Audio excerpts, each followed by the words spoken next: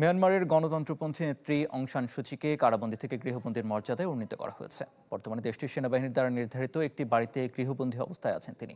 মিয়ানমারের সেনাপ্রধান এবং প্রেসিডেন্ট মিন অং হ্লেইং এর দপ্তর থেকে দেয়া বিবৃতিতে এ তথ্য জানানো হয়।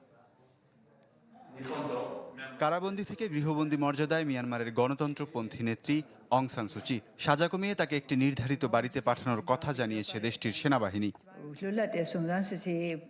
মিয়ানমারের রাষ্ট্রায়ত্ত টেলিভিশন চ্যানেল সুচির একটি ছবি প্রকাশ করে, যেখানে দেখা যায় সামরিক ইউনিফর্ম পরা দুই ব্যক্তির সঙ্গে বসে আছেন সুচি। তবে সেনাবাহিনীর এমন কর্মকাণ্ডে সন্দেহ প্রকাশ করেছেন সুচির ছেলে কিম হ্যারিস। তার মা বেঁচে আছেন কিনা বা সুস্থ আছেন কিনা সে প্রমাণ তাকে দেয়া হয়নি বলে অভিযোগ কিমের।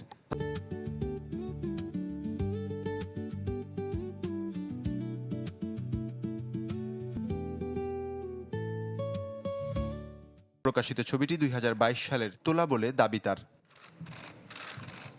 কিমের অভিযোগ, তার মা সুচিকে স্থানান্তরের নির্ভরযোগ্য কোনো প্রমাণ এখনো পাননি তিনি। গেল 2 বছর ধরে মায়ের খোঁজ খবর নেওয়ার চেষ্টা করেও কোনো তথ্য পাননি কিম।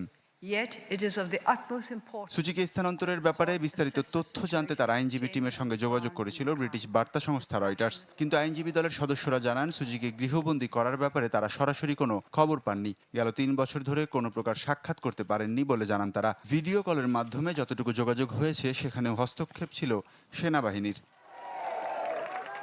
2020 সালের নভেম্বরের নির্বাচনে কারচুপির অভিযোগ তুলে 2021 সালের 1 ফেব্রুয়ারি সুচির নেতৃত্বাধীন সরকারকে হটিয়ে ক্ষমতা দখল করে মিয়ানমারের সামরিক বাহিনী। তৎকালীন সেনাপ্রধান জেনারেল মিন হং হ্লেইংয়ের নেতৃত্বে ঘটে এই অভ্যুত্থান। ওয়ালিউল্লাহ ফারুক, চ্যানেল 24।